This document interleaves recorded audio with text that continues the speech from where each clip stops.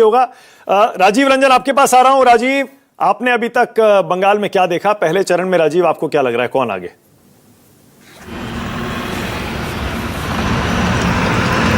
देखिए, पहला चरण मानक वो है जिसमें भारतीय जनता पार्टी को सबसे ज़्यादा उम्मीदें हैं। जैसा प्रशांत बता रहे थे, कई इलाकों में उसने पिछले 5 वर्षों में बहुत काम किया है और इस बार SIR तो है ही, उसके अलावा जो एक एंटी इनकम्बेंसी है, जो घुसपैठ का मुद्दा है, जो धार्मिक ध्रुवीकरण का मामला है।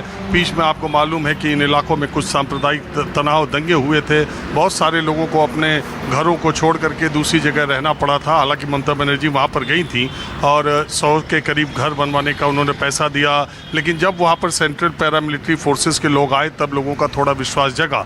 ऐसी सीटों पर भारतीय जनता पार्टी की उम्मीदें बहुत ज़्यादा हैं। आदिवासी इलाकों में भारतीय जनता पार्टी को बहुत ज़्यादा उम्मीद है। उसने पहले भी अच्छा किया, इस बार भी अच्छा करने की संभावना दिख रही है। देखिए, मानक एक बात है, जब इलेक्शन शुरू हुआ तो तब इसमें कई तरह की चीज़ें थी। हुमायूं कबीर थे, असदुद्दीन ओवैसी थे, लेफ्ट और ISF का गठबंधन था, कांग्रेस पार्टी थी। लेकिन धीरे धीरे जब चुनाव नज़दीक आ गया और अब मतदान होना है, सीधे सीधे दिखाई दे रहा है कि 90 से ज़्यादा जो सीटें, 90% से ज़्यादा सीटें, अगर मैं कहूँ 294 में 280-82 सीटों पर सीधे सीधे ममता बनर्जी और BJP का मुकाबला है। और ये कहा नहीं जा सकता कि ये मुकाबला कितना क्लोज, कितनी मार्जिन वाला होगा। हाँ। बहुत देखिए, बहुत बार ऐसा है, माना कि बहुत बार ऐसा होता है कि आजकल का मैं चुनाव देखता हूँ, जैसे हरियाणा का मैं उदाहरण आपको बताऊं। हरियाणा का चुनाव के दिन के पहले कांग्रेस पार्टी जीत रही थी, लेकिन चुनाव के दिन भारतीय जनता पार्टी ने कांग्रेस को हरा दिया और सब हक्के बक्के रह गए बहुत सारे लोगों ने। लेकिन असल बात यह है कि भारतीय जनता पार्टी का जो संगठन है, जो लोग हैं, उनके दोपहर के 2 बजे के बाद वोटिंग में उन्होंने जान लगा दी, क्योंकि उन्हें लगा कि ये चुनाव उनके हाथ से निकल रहा है और फिर परिणाम उनके पक्ष में गया। असल चुनाव 23 अप्रैल और 29 अप्रैल को लड़ा जाएगा, जब मतदाता किसके निकलते हैं, बूथ तक पहुंचते हैं। अभी अभी आपके कार्यक्रम के बाद मेरा जो कार्यक्रम आएगा, उसमें जो पहले चरण के मतदान की व्यवस्था है उसमें बहुत बारीकी से देखिए, सेंट्रल पैरामिलिट्री फोर्सेस को पहले ही बूथ पर भेज दिया गया है। पोलिंग पार्टी के साथ वेस्ट बंगाल के पुलिस वाले जा रहे हैं, लेकिन पोलिंग बूथ पर पैरामिलिट्री फोर्सेस के लोग हैं। CRPF पहला 3 लेवल पर आपको एंट्री होगी। पहले CRPF आपका ID कार्ड चेक करेगा, फिर BLO को ऐसी जिम्मेदारी देश में इसके पहले चुनाव के दिन, मतदान के दिन कभी नहीं दी गई।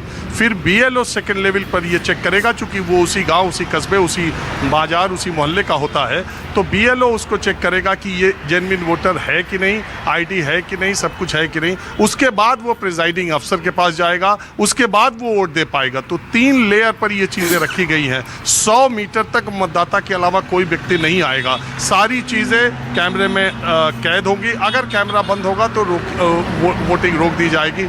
तमाम इंतजामात ऐसे किए जा रहे हैं जो पश्चिम बंगाल में इसके पहले नहीं हुआ, कि निर्भय होकर पश्चिम बंगाल का मतदाता मतदान करे।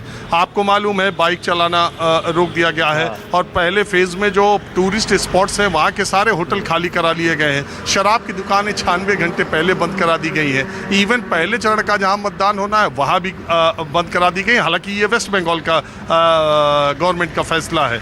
ECI ने कहा है कि उनको इस बारे में जानकारी नहीं, एक्साइज कमिश्नर का फैसला है। उसके पीछे यह तर्क दिया गया कि पिछले 10 दिनों में पश्चिम बंगाल में अप्रत्याशित शराब की वृद्धि हुई है। तो ये सारी चीज़ें, अब किसके मतदाता घर से निकलते हैं, 100 मीटर की दूर क्या माहौल रहता है, डर का माहौल जो है जिसके बारे में पश्चिम बंगाल में कहा जा रहा है, वो डर का चक्र कौन तोड़ता है, और ये सारी चीज़ें पश्चिम बंगाल में आपको मालूम है। एक बात मैं आखिरी कहता हूँ, ममता बनर्जी राहुल गांधी नहीं है, ममता बनर्जी अखिलेश यादव भी नहीं है। ममता बनर्जी उसी स्तर पर जाकर भारतीय जनता पार्टी से लड़ने का मादा रखती हैं और भारतीय जनता पार्टी जो व्यूह रच रही है, ये बात ख्याल रखिएगा। ममता बनर्जी केवल हेलीकॉप्टर से रैली नहीं करती, उनके बूथ पर घर घर की मैपिंग भी उनके कार्यकर्ताओं ने कर रखी है। ये भारतीय जनता पार्टी के लिए एक बहुत बड़ी चुनौती भी है। ठीक है राजीव, आपने अपने शो का प्रमोशन तो कर लिया मेरे शो में, कोई दिक्कत नहीं है मुझे, ठीक है। बल्कि मैं तो चाहता हूँ, बढ़िया है, मेरे कुछ दर्शक राष्ट्र की बात के वो भी आपका शो भी देखें, लेकिन मैं आपको जाने नहीं दूंगा। अब आपने अपना प्रमोशन कर लिया तो ये बता के जाइए, आपके हिसाब से कौन जीत रहा है बंगाल? आप कह रहे हैं मुश्किल है, लेकिन आपकी गट फीलिंग बता के जाइए। देखिए, मैं परहेज करता हूँ मानक, इलेक्शन जब तक होता है, मतदान जब तक होता है, निश्चित तौर पर 29 तारीख को ये वायदा है कि शाम को 5 बजे राष्ट्र की बात में मैं अपना विचार आपके ठीक है, इसी ओके। कार्यक्रम में जरूर देता हूँ। ऑल राइट, बहुत बढ़िया।